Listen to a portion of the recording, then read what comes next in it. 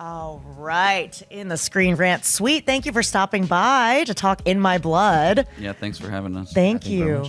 I've seen this, and it's so interesting. I just want to just get from you kind of where the idea originated, and then we'll get to how you got this guy involved. Yeah, I've always had this just absolute obsession with baseball and genre cinema, and it's like those two things don't really have a lot to do with each other. Until I thought about making a piece about steroids, which the further I got into it and just researching and understanding, it is very monstrous, and there is this physical transformation that people undergo, but also psychological, and there's all these there's a mental side of it and all these side effects, physically and mentally, and so it just kind of rolled down from there. Yeah. And then when you were thinking about casting, just walk through that process.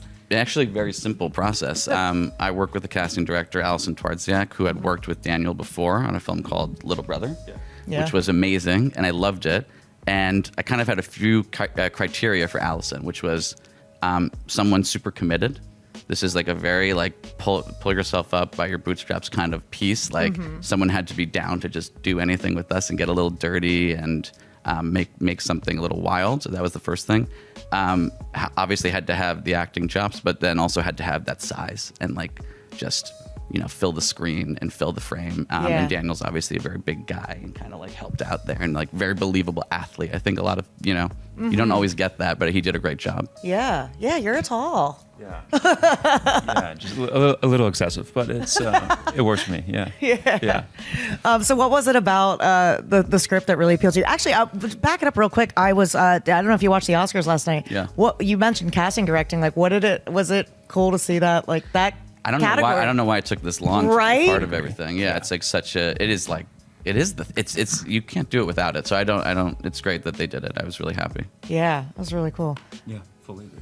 Okay, so talk to me about what appealed to you about the story. And yeah, I mean, again, great little script that I got, but I think one of the big things was just the concept. I grew up, sports was my everything. My initial goal was to be a pro athlete, and I played pro youth level early on.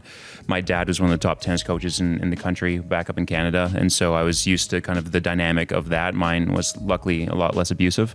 But yeah, I mean, I love the genre. I love genre in general, both horror, kind of more on the sports side. I've been looking for projects in that space. And then with the script and the project and the team, I was this is such a perfect opportunity. And Alison, I'd do pretty much anything that she kind of sent my way. So yeah, it was kind of a great marriage of all these different things that I've been such a fan of my whole life, and a character that's so much fun, so intense, and so gritty in this kind of space, but enough vulnerability as well. And I mean, again, even as an actor, we've been in the space of superheroes for the last decade, and that's been a huge part of the conversation of my career with my team, of analyzing what we kind of go out for and what we don't.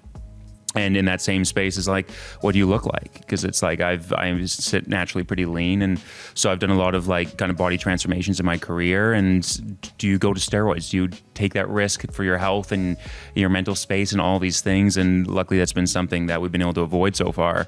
But it was something where I was the idea has been so prevalent in our society. I think it's a huge thing for young men right now. Yeah.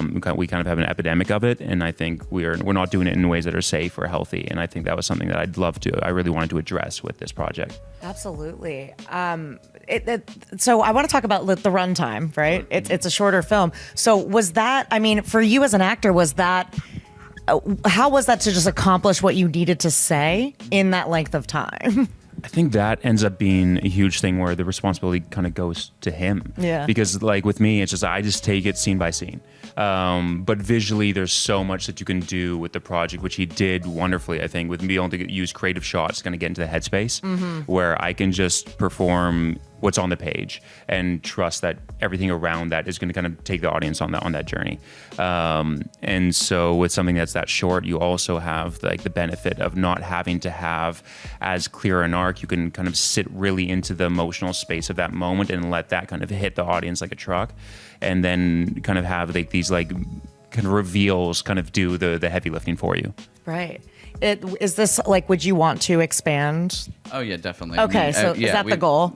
Yeah, for sure. I mean, we've been building it out with my team and just seeing where to take it, honestly. And it's still early days, but it's been really fun, and just it's nice setting things up that in the moment you don't know exactly 100% how they're going to play out long term, but now kind of like picking up those threads again a year later, 2 years later, and like trying to figure out where the story goes. Okay, so you've thought about. For sure. Yeah. Yeah. Have you watched with an audience yet? Yeah, yesterday or Saturday was our premiere, and it was really great. I was nervous, it was like definitely a big theater, and just I don't know, it was kind of a full circle moment for me. I'm playing in like an Alamo Draft House. It was like a real movie theater, It was great, and we have our second screening tomorrow. I'm looking forward to it. Yeah. Were you there as well? Oh yeah. Yeah. It was such a blast. I mean, again, like watching anything with a live audience is the best better. feeling. Yeah. Yeah, at South by Southwest at the Alamo Draft House. Yeah, it's like doesn't That's get any better than that. That's amazing. Here in Austin, I mean, have you been able to do anything? Have you had downtime? We were kind of talking about it before. Do anything else? No, I haven't had time to do literally anything. I feel like I couldn't tell if you were being No, serious. literally. Like we like reserve so many things when you come down here. You're like, oh, I'm gonna go see this movie. Yeah. Seen like one movie, had to cancel everything because you just like, you have all these friends with you and you meet all these wonderful people, and you're like, do I want to go see a movie that's gonna come out soon, or do I actually just want to be in this moment and meet all these people? Yeah. I want to do both, but yeah, I've gone just like meeting people a lot more. I've had meetings, generals with different companies and things. So just kind of trying to make the most of my time here. Yeah, that's great. That's great. It's funny. I have so many friends here, and I'm like, I'm not going to be seeing you unless I Right. unless I organically run into you Right. in a hallway, which has Right. happened a couple times. Totally. Yeah. Do you have any like former co-stars or anybody here that you've just? No, Yeah. no, it's been kind of like weirdly isolating space in that. So it's been nice to be able to kind of do that with him, because I think we got along so well on the project. So be able to come back here and just reconnect, because it's been a couple of years. Yeah, it was like 2.5 years ago. Yeah, we haven't seen each other since we were on set. Wow. Yeah, so this has been great, and then just being able to do a couple feature sessions. Actually, that's not quite true. Jennifer, who is one of the incredible she's the head costume designer on Percy Jackson. Oh my For gosh. season 3, she also was the costume designer for Pluribus. So I was able to go see the featured session with her and Vince and the team, and that was amazing to be able to kind of like catch up with her for a moment. But yeah, other than that, it's just been hanging out with this guy and the team, and kind of like chatting with everybody. Yeah, I think And getting a lot of barbecue. Oh my God. No vegetables down here. Only Dude. meat. That's the situation. Oh my God, I've also like only been eating tacos. Oh, yeah. The taco trucks are so good, but like, oh my God. Yeah. It's wild. I think the last time I saw you, I was in the audience. I'm no Liam Crowley, so I can't. But he was doing a Q&A with you for Percy Jackson, but it was before the season had come out.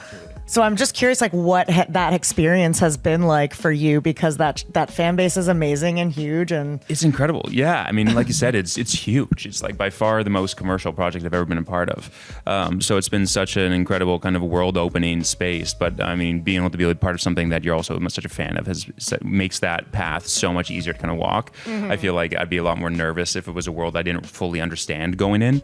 But Liam's been a huge champion of us and ScreenRant in general. So that's been really nice. We've been getting used to these interviews and that process. And the reception's just been, I mean, absolutely unbelievable. So couldn't ask for anything better there. And it's kind of translating into all sorts of different things with like figuring out the career and all that stuff. So it's been really nice. what have these last few years in the what have they taught you about the type of projects you want to do going forward? Just being able to do everything. I think I'd stuck to mostly the independent cinema for the last like 5-6 years, and I've really enjoyed that, being able to do a lot of like character work and get the craft to where I really wanted it to be. But now being able to kind of step into that commercial space and the size of the sets and the building and what money allows you to do on a craft side of things is so phenomenal as well. So it's been really nice to open up that side of things, open up into a fan base. I think has been really exciting. I'd love to do more of that. And so being able to kind of step foot into IP in general and see how warm and welcome I've been able to receive has been something that's been great, where I'm like, okay, the nerves in that space are gone, and now I'd love to do a bit of a mix. Yeah. Is there something you would like really love to do? Oh man, so the obvious answer is like Batman, but my that's God. like I think every like male actor above like 5 years old kind of says that. So I don't know. I think there's a whole bunch of things in my mind. I'm a huge fantasy fan. Wheel of Time, Game of Thrones. Brandon Sanderson just had a couple kind of deals kind of announced, and I've been a huge fan of his for a decade now. more than that. So I've got my eyes on a few different things, but also like as the wheel turns, it's kind of like waiting to see what comes out at what's the right role at the right time, who the creatives are involved, I think is a huge thing. Yeah. I love working with phenomenal directors and people that I really kind of see the world the same way. And so on both sides of the thing, I'm also a writer, so looking to write some like independent projects that are a little bit more emotionally driven and some commercial ones as well. So just opening up the world, seeing what kind of like sticks. Let me put the bat mask on. Yeah. Does he pass the check? Yeah, hold on. It's all about the chin. Yeah. There we go. Oh, yeah. We I like that. looked the part. Yeah, it's not too bad. That's not bad at all. I like Perfect. that. I appreciate that. Thank you very much. James Gunn, give him a call.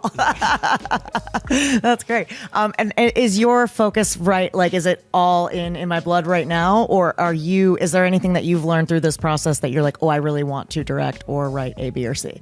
No, total. I mean, for sure, we're developing this, but I have like several features that I'm developing that I'm really, really passionate about. Two in particular. One's like a medical thriller. It's like real time. I was just telling some people about it out in the hall. It's like a really passion project for me. Tell me about it. It's like, it's like a 90-minute real time thriller set in a major metropolitan hospital. Okay.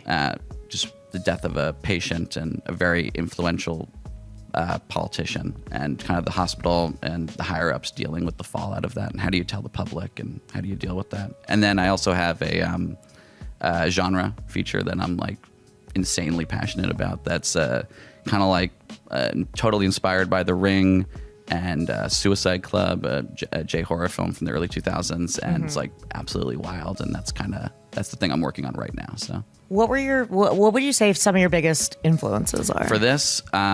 Black Swan was really like the thing, and it's interesting. I talk to a lot of people like, is that genre? Is it not? For me, it's totally a horror film. It's like body horror. It's psychological thriller. Like those are the kind of movies I want to make, the kind of pieces I want to work on, and yeah, for sure. And on the baseball side of things, it's actually funny. There's this movie from 1957 called Fear Strikes Out with Anthony Perkins, which like not a lot of people know about, but it's like one of my favorite baseball movies, and it's really good. You should definitely check it out. And the rumor is, I can't confirm this because I don't know, it's just the internet, that Hitchcock saw that movie and loved Anthony Perkins. He's like, I'm going to put this guy in Psycho. Oh, So it's a really great like psychological. It's about a player that's like going through like psychological turmoil on the Red Sox. So it's really cool. Okay, yeah, that's great. I'll check that out. I'm gonna add it to my list. We're blending movies and music at this festival, and I keep asking people and getting interesting answers. What is your favorite movie soundtrack? Oh, okay. Mine's really just the thing that immediately pops into my head is like the original Halloween. And I used to freak my parents out where we would like drive out like in the country, and I'd be like, can I just put this on for like 2 seconds? And my mom would be like, turn this off immediately. I can't do this. You're like freaking me out. I just like that original score, that Sting, John Carpenter's Sting from like the original Halloween. I used to learn it. I taught myself piano when I was in high school, and the first thing I wanted to do was like play that thing. So I'd play it on my keyboard in my room. My mom would come into my room and be like, stop playing this. You're like freaking me out. So that was for me. It's so funny you say that because it's like it's pretty simple on the keyboard. It's like the only thing I can play. Oh yeah. Exactly. It's like I didn't learn much else. But Yeah. Anything Hans Zimmer. I don't have a favorite, but like I got to see him live when he was doing his kind of run around, and that was just absolutely gorgeous. He was like announced at, I remember years ago he was announced at like Coachella or something, and I was like, Hans Zimmer's gonna, like, what's that gonna be? That show, So cool. it's crazy. So cool. It's like a complete like rock concert experience. Exactly. Incredible. Yeah. I was blown away by it. He just brings so much passion and energy to everything he does, and to be able to have that same sustenance for quality at this, like with a career as long as he has, is just absolutely stunning.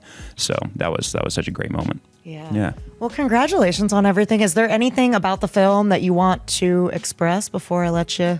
No, I think, maybe just something that I think just tried to highlight recently is like, it's really, yes, it's like the genre piece that's like, it has body horror and it's like weird and twisted, but at the heart of it, it's really my way of kind of exploring this new generation of athletes, where so many of them are the children of very famous athletes, I find, like over the last 5 to 10 years for whatever reason. And just understanding that those people, those children grow up with like a different kind of pressure. Yeah. And just wanting to tell that story. I think we've seen a lot of like you know, we've seen a lot of the other kind of story, and I've not really seen this so much. And so it was really important to me to kind of get inside someone's head of like how far are they willing to go to be successful, but also how far are they willing to go to like be loved by a parent. And that was, you know, that was the heart of everything here. Baseball comes back next week. Oh yeah. Oh, it's actually WBC. It's the World Baseball I Classic know, right now. but it's like I have to be honest, I don't find it terribly interesting because it's like there's a couple countries that just blow everyone else out of the water. But yeah, well, I was the only guy in the bar at last night watching the we went to an Oscars watch party, and I had like USA Dominican Republic on my phone, and everyone looked at me like I had like 10 heads. So yeah, I went to an Oscars watch party as well, and as soon as it ended, they flipped back to that. So I did nice. watch it. Nice. Okay. Cool. But yeah, go Dodgers. Well, the finals are during our second screening, so might have to like jump out in the middle of the screening, like check on the score. The director has his phone out. It's like, guys, this is important. Yeah. Well, thank you guys so much. I really appreciate you coming Thank you very by. much. Yeah, much appreciated.